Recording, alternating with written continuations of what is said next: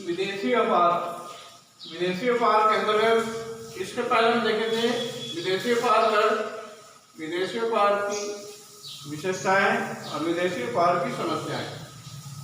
आज हम देखते हैं भारत के निर्यात व्यापार में धीमी वृद्धि कारण। भारत के निर्यात व्यापार में धीमी वृद्धि कारण तो पहला है विदेशी प्रतियोगिता।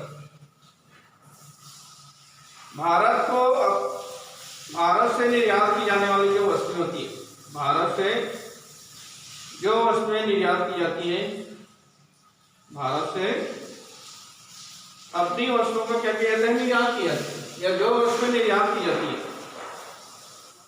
उनको विदेशी प्रतियोगिता का सामना करना पड़ता है। भारत से जो वस्तुएं क्या की जाती है, निर्यात की जाती है, उन वस्तुओं को विदेशी प्रतियोगिता का सामना करना पड़ता है, जिसके परिणाम स्वरूप इसका निर्यात पर प्रतिकूल प्रभाव पड़ रहा है। जिसके परिणाम स्वरूप क्या हो रहा है, इसका निर्यात पर प्रतिकूल प्रभाव पड़ रहा है। दूसरा है स्थानापन्न वस्तुएं। भारत से निर्यात की जाने वाली वस्तुओं जैसे सूती कपड़े, जूट और जूट से जो वस्तुएं निर्मित की जाती है, इनके स्थानापन्न वस्तु आ जाने के कारण, इसके स्थानापन्न वस्तु आ जाने के कारण क्या हो रही है, निर्यात पर बुरा प्रभाव पड़ रहा है। तीसरा है गुणवत्ता में कमी। भारत से निर्यात की जाने वाली वस्तुओं की, भारत से निर्यात की जाने वाली वस्तुओं की किस्म, भारत से निर्यात की जाने वाली वस्तुओं की जो किस्म है वे कई प्रतियोगी देशों की तुलना में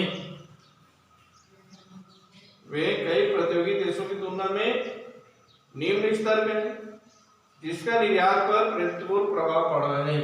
जिसका क्या हो रहा है, निर्यात पर प्रतिकूल प्रभाव पड़ रहा है। मतलब भारत के द्वारा निर्यात की जाने वाली जो वस्तुएं होती है, इनकी किस्म अन्य प्रतियोगी देशों की तुलना में क्या है, निम्न स्तर का है। अब निम्न स्तर का होने के कारण इसका क्या होगा, निर्यात पर प्रतिकूल प्रभाव पड़ेगा। चौथा है कीमतों की अधिकता। भारत से निर्यात की जाने वाली वस्तुओं का विक्रय मूल्य अधिक होता है।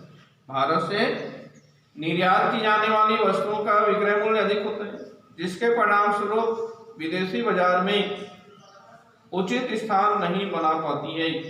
जिसके परिणाम स्वरूप क्या हो रही है, विदेशी बाजार में उचित स्थान नहीं बना पाती और निर्यात में बाधा उत्पन्न होती है। कीमतों की अधिकता, समझ आया। भारत से निर्यात की जाने वाली वस्तुओं का विक्रय मूल्य अधिक होता है, जिसके परिणाम स्वरूप क्या होगा, विदेशी और बाजार में उचित स्थान नहीं बना पाएंगे या उचित स्थान नहीं बना पाती, और उचित स्थान नहीं बनाने के कारण निर्यात में बाधा उत्पन्न होती है। और पांचवा है प्रसार की कमी, प्रचार प्रसार की कमी। भारतीय वस्तुओं का विदेशों में प्रचार प्रसार बहुत ही कम है। भारत के द्वारा जो वस्तुएं क्या की जाती है, उत्पादित की जाती है, इन उत्पादित वस्तुओं का प्रचार प्रसार बहुत ही कम है, जिसके परिणाम स्वरूप क्या होगा, निर्यात पर आशानुरूप हमको सफलता नहीं मिल पाएगी, क्योंकि जो भी वस्तु उत्पादित की जाती है इनका प्रचार प्रसार होना बहुत ही आवश्यक है, और बिना प्रचार प्रसार के इनकी वस्तुओं की बिक्री हम नहीं कर पाएंगे। ये हो गया निर्यात व्यापार में धीमी वृद्धि कारण। इसके बाद देखते हैं भारत के निर्यात संवर्धन के सुझाव। भारत में निर्यात में कमी है और इस कमी को हम किस प्रकार दूर कर सकते हैं, इसके लिए क्या क्या सुझाव दिया जा सकता है। तो पहला है उत्पादन लागत में कमी। भारतीय उत्पादकों को अपने उत्पादित वस्तुओं की, भारतीय उत्पादकों को अपनी उत्पादित वस्तुओं की लागतों में क्या करनी चाहिए, कमी लानी चाहिए।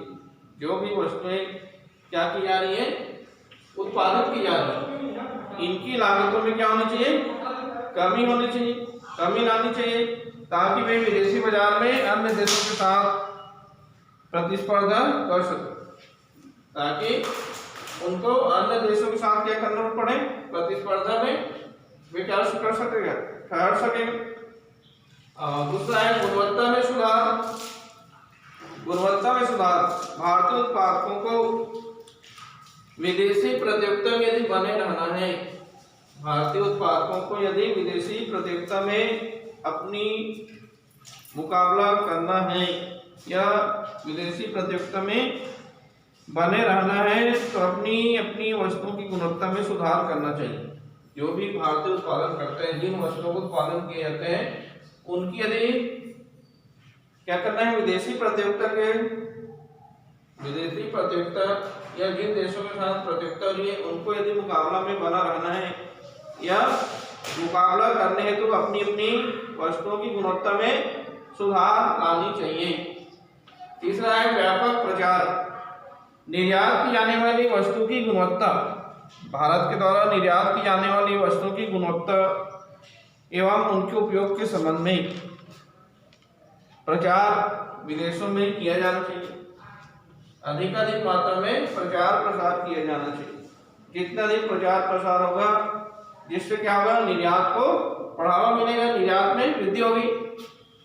और चौथा है निर्यात विपणन में अनुसंधान। निर्यात विपणन में अनुसंधान। विदेशों में किन किन वस्तुओं की मांग है, निर्यात विपणन में अनुसंधान में क्या बताओगे, विदेशों में किन किन वस्तुओं की मांग है, किस प्रकार की वस्तुओं का निर्यात किया जा सकता है, विदेशों में किन किन वस्तुओं की मांग है, विदेशों में क्या है, किन किन वस्तुओं की मांग है, किस प्रकार की वस्तुओं का निर्यात किया जा सकता है, इसके संबंध में अनुसंधान करके इसके संबंध में क्या करना है, अनुसंधान करके उनके बाजारों को ढूंढा जाना चाहिए। किन किन वस्तुओं की मांग होगी, किन वस्तुओं की मांग है, इसकी समय समय पर अनुसंधान एवं खोज की जानी चाहिए। समय समय पर अनुसंधान किया जाएगा, तभी हम नए नए बाजार ढूंढ सकते हैं। निर्यात प्रोत्साहन प्रेरणाएं। सरकार को निर्यात संवर्धन के लिए अधिक प्रेरणाएं उपलब्ध करानी चाहिए। सरकार को क्या करना है, निर्यात प्रोत्साहन को क्या करने के लिए, निर्यात संवर्धन या निर्यात को प्रोत्साहन देने के लिए अधिक प्रेरणाएं उपलब्ध करानी चाहिए। इसके लिए निर्यात सहायता प्रयोग किया जा सकता है। इसके लिए निर्यात सहायता का प्रयोग किया जा सकता है। इस प्रकार ये हो गया निर्यात संवर्धन के लिए उपाय। अब निर्यात संवर्धन के लिए सरकार द्वारा क्या क्या प्रयास किया जा रहा है, निर्यात संवर्धन के लिए सरकार द्वारा क्या क्या प्रयास किए जा रहे हैं, तो सरकार द्वारा निम्न प्रयास किए जा रहे हैं। पहला, विभिन्न संगठनों की स्थापना। भारत सरकार ने देश के निर्यात के लिए बाजार खोजने, भारत सरकार ने देश के निर्यात के लिए बाजार खोजने, घरेलू माल का विदेशों में प्रचार करने, घरेलू माल का विदेशों में प्रचार करने तथा निर्यात को ही सुविधा देने के लिए क्या किए गए हैं, विभिन्न संगठनों की स्थापना की गई है। विभिन्न संगठनों की स्थापना की गई है और इन संगठनों में निर्यात बढ़ाने का महत्वपूर्ण योगदान दिया है। विभिन्न संगठनों की स्थापना की गई है, तो विभिन्न संगठनों के द्वारा क्या किया गया है, निर्यात संगठनों के द्वारा या इन विभिन्न संगठनों के द्वारा निर्यात बढ़ाने में महत्वपूर्ण योगदान दिया है। दूसरा है निर्यात गृहों की स्थापना। देश के निर्यात को प्रोत्साहित करने के लिए,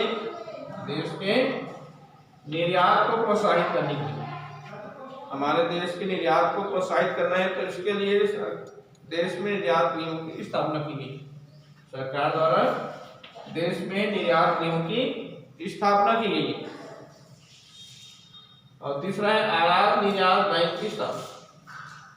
आयात निर्यात बैंक की स्थापना 1 जनवरी 1982 को 1 जनवरी 1982 को सरकार ने आयात निर्यात बैंक की स्थापना की।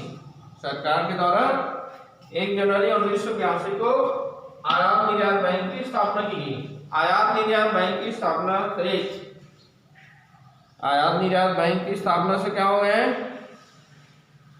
निर्यात व्यापार को बढ़ावा दिया है। इसकी स्थापना हो जाने से क्या होगा, इस बैंक का मुख्य कार्य क्या है, निर्यात को बढ़ावा देना। और चौथा है विशेष आर्थिक क्षेत्र। 1 अप्रैल 2000 में विदेशी व्यापार नीति, 1 अप्रैल 2000 में विदेशी व्यापार नीति में चीनी मॉडल का अनुसरण करते हुए, चीनी मॉडल का अनुसरण करते हुए विशेष आर्थिक मॉडल क्षेत्र योजना लागू की गई। विशेष आर्थिक मॉडल क्षेत्र योजना लागू की गई है, जिनका उद्देश्य निर्यात हेतु अंतरराष्ट्रीय प्रतियोगिता, जिसके अंतर्गत क्या की गई है, जिनका उद्देश्य है निर्यात हेतु अंतरराष्ट्रीय प्रतियोगिता के लिए बाधा रहित वातावरण उपलब्ध कराना, जिसके लिए क्या की गई है, बाधा रहित वातावरण उपलब्ध कराना। और 5वां है उदार लाइसेंस योजना। उदार लाइसेंस योजना का निर्माण किया गया सरकार ने 1992 में, सरकार ने 1992 में नई आयात निर्यात की नीति की घोषणा करके, सरकार द्वारा क्या किए गए हैं, 1992 में नई आयात निर्यात नीति की घोषणा करके लाइसेंस प्रणाली को काफी उदार बना दिया है। लाइसेंस जो प्रणाली है उनको उदार बना दिया है, उसमें छोड़ दी गई है, जो नीति है, नियम है, इसमें छोड़ दिया गया है। और देश का निर्यात बढ़ाने के लिए स्वतंत्र व्यापार नीति को बढ़ावा दी है।